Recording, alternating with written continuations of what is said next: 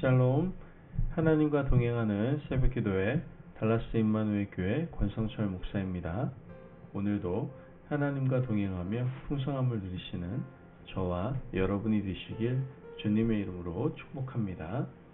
오늘 말씀은 예레미야 6장 1절에서 30절까지의 말씀입니다. 베냐민 사람들아, 예루살렘 가운데로부터 피난하라. 드고아에서 나팔을 불고 베탁게렘에서 깃발을 들라. 재앙과 큰 파멸이 북방에서 여포와 오미니라. 아름답고 우아한 시온의 딸을 내가 멸절하리니 목자들이 그 양떼를 몰고 와서 주위에 자기 장막을 치고 각기 그 처소에서 먹이리로다. 너희는 그를 칠 준비를 하라. 일어나라, 우리가 정오에 올라가자. 아하, 아깝다. 날이 기울어 저녁 그늘이 길었구나. 일어나라, 우리가 밤에 올라가서 그 요새들을 헐자하도다. 만군의 여호와께서 이와 같이 말하노라.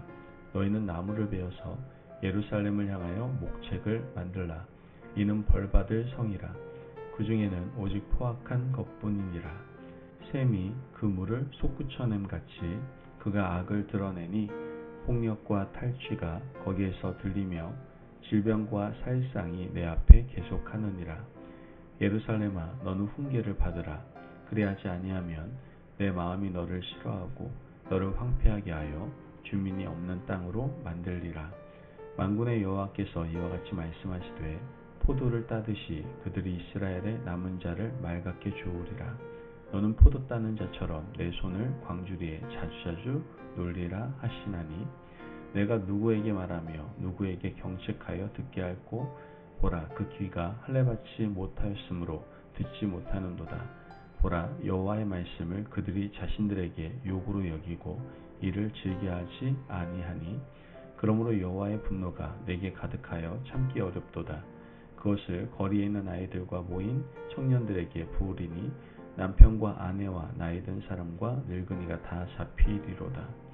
내가 그 땅 주민에게 내 손을 펼 것인즉 그들의 집과 밭과 아내가 타인의 소유로 이전되리라. 여호와의 말씀이니라. 이는 그들이 가장 작은 자로부터 큰 자까지 다 탐욕을 부리며 선지자로부터 제사장까지 다 거짓을 행함이라. 그들이 내 백성의 상처를 가볍게 여기면서 말하기를 평강하다 평강하다 하나 평강이 없도다. 그들이 가증한 일을 행할 때에 부끄러워하였느냐? 아니라 조금도 부끄러워하지 않을 뿐 아니라 얼굴도 붉어지지 않았느니라. 그러므로 그들이 엎드러지는 자와 함께 엎드러질 것이라. 내가 그들을 벌하리니 그때에 그들이 거꾸러지리라. 여호와의 말씀이니라. 여호와께서 이와 같이 말씀하시되 너희는 길에 서서 보며 옛적 길 곧 선한 길이 어디인지 알아보고 그리로 가서 너희 심령이 평강을 얻으리라 하나 그들의 대답이 우리는 그리로 가지 않겠노라 하였으며 내가 또 너희 위에 파수꾼을 세웠으니 나팔 소리를 들으라 하나 그들의 대답이 우리는 듣지 않겠노라 하였도다. 그러므로 너희 나라들아 들으라. 우리들아 그들이 당할 일을 알라. 땅이여 들으라. 내가 이 백성에게 재앙을 내리리니 이것이 그들의 생각의 결과라. 그들이 내 말을 듣지 아니하며 내 율법을 거절하였음이니라. 시바에서 휴양하고 먼 곳에서 향품을 내게로 가져옴은 어찌함이냐? 나는 그들의 번제를 받지 아니하며 그들의 희생제물을 달게 여기지 않노라. 그러므로 여호와께서 이와 같이 말씀하시니라. 보라, 내가 이 백성 앞에 장애물을 드리니 아버지와 아들들이 함께 거기에 걸려 넘어지며 이웃과 그의 친구가 함께 멸망하리라. 여호와께서 이와 같이 말씀하시되 보라, 한 민족이 북방에서 오며 큰 나라가 땅끝에서부터 떨쳐 일어나나니 그들은 활과 창을 잡았고 잔인하여 사랑이 없으며 그 목소리는 바다처럼 포효하는 소리라. 그들이 말을 타고 전사같이 다 대열을 벌이고 시온의 딸이 너를 치려 하느니라 하시도다. 우리가 그 소문을 들었으므로 손이 약하여졌고 고통이 우리를 잡았으므로 그 아픔이 해산하는 여인 같도다. 너희는 밭에도 나가지 말라. 길로도 다니지 말라. 원수의 칼이 있고 사방에 두려움이 있음이라. 딸 내 백성이 굵은 배를 두르고 지혜에서 구르며 독자를 이름같이 슬퍼하며 통곡할지어다. 멸망시킬 자가 갑자기 우리에게 올 것임이라. 내가 이미 너를 내 백성 중에 망대와 요새로 삼아 그들의 길을 알고 살피게 하였노라. 그들은 다 심히 반역한 자며 비방하며 돌아다니는 자며 그들은 놋과 철이며 다 사악한 자라. 불못불을 맹렬히 불면 그 불에 납이 살라져서 단련하는 자의 일이 헛되게 되느니라. 이와 같이 악한 자가 제거되지 아니하나니 사람들이 그들을 내버린 은이라 부르게 될 것은 여호와께서 그들을 버렸음이라. 아멘. 하나님의 말씀입니다. 오늘 우리가 읽은 본문은 유다 지도자들의 죄악에 대해서 지적을 하고 있습니다. 그들은 현실감 없는 정치를 하고 있었고 영적 지도자들은 백성들의 삶에는 전혀 관심이 없었죠. 하나님께서는 이런 모습을 한탄하시고 책망하고 계시는 겁니다. 14절 말씀을 보면 그들이 내 백성의 상처를 가볍게 여기면서 말하기를 평강하다 평강하다 하나 평강이 없도다. 말씀을 보면 정치 지도자들과 영적 지도자들이 백성들의 상처를 가볍게 여겼다라고 말합니다. 백성들이 어떤 고통을 겪고 있는지, 그들이 경제적 삶은 어떠한지, 꿈을 꿀 수 있는 미래가 있는지에 대해 살피지 않는 그러한 지도자들이 평강을 말하고 있는 겁니다. 사실은 평강하지 않은데 그들은 모른 척 평강을 말하고 있는 것이죠. 백성들은 지도자들의 겉과 속이 다른 모습 때문에 상처를 받았습니다. 영적 지도자들은 앞에서는 하나님을 잘 섬기라고 하고 뒤에서는 자신들의 입속을 챙기는 일에 혈안이 되어 있었죠. 이것이 백성들에게는 상처였던 겁니다. 하나님의 뜻에는 관심이 없으면서 나라는 평안할 것이며 문제가 없을 것이라고 외치는 거짓 선지자들 때문에 나라는 영적으로 병들어가고 있었습니다. 하나님께서는 구체적인 예를 들어 설명하시는데요. 20절 말씀을 보면 시바에서 유향과 먼 곳에서 향품을 내게로 가져오면 어찌함이냐. 나는 그들의 번제를 받지 아니하며 그들의 희생제물을 달게 여기지 않노라. 그들은 비싼 향품과 제물을 하나님의 제단에 가져와서 드립니다. 하나님이 이런 가증한 제물을 받지 않겠다고 말씀을 하시는 것이죠. 백성들을 살피지 않는 지도자들이 드리는 예물이 가증스럽다라고 말씀하셨습니다. 세월은 수천 년이 지나갔지만 예레미야 시절과 오늘 이 시절이 아주 닮아 있음을 느끼게 됩니다. 오늘 이 시대도 정치인들과 영적 지도자들은 백성들의 삶에 매우 둔감합니다.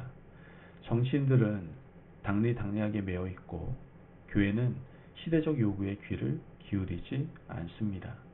교회가 이런 모습을 가지고 어찌 구원의 방주 역할을 자처할 수 있겠습니까? 하나님께서는 이런 상황을 모른 척하고 향품과 유향으로 제사 드리는 자들에게 죄가 크다라고 말씀하고 계시는 겁니다. 이어서 이들의 영적 무지에 대해서도 지적하시는데요. 10절 말씀을 보면 내가 누구에게 말하며 누구에게 경책하여 듣게 할꼬. 보라, 그 귀가 할례를 받지 못하였으므로 듣지 못하는도다. 보라, 여호와의 말씀을 그들이 자신들에게 욕으로 여기고 이를 즐겨하지 아니하니. 그 시대 지도자들의 문제는 귀에 할례를 받지 못한 것이었습니다. 이들은 분명 육체의 할례를 받은 사람들입니다.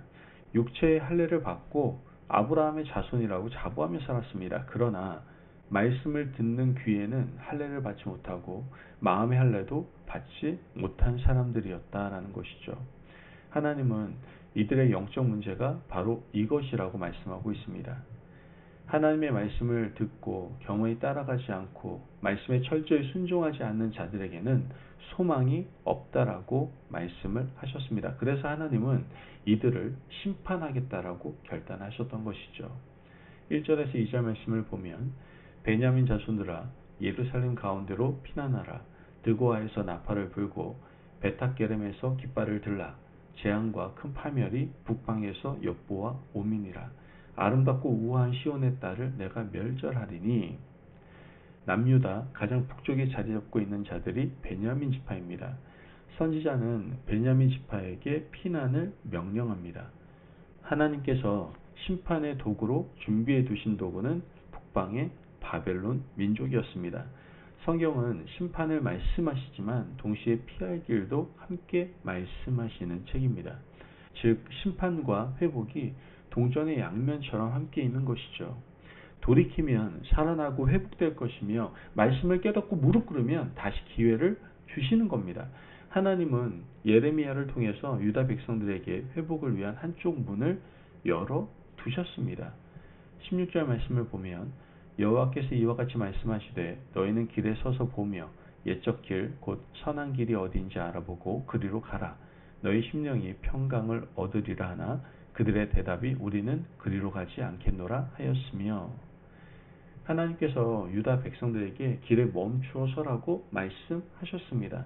지금 너희들이 행하고 있는 모든 악행을 멈춰라.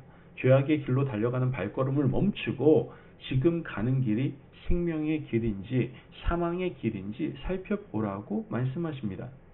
하나님은 죄를 향하여 달려가는 관성을 붙잡아 멈추기를 원하고 계시는 겁니다.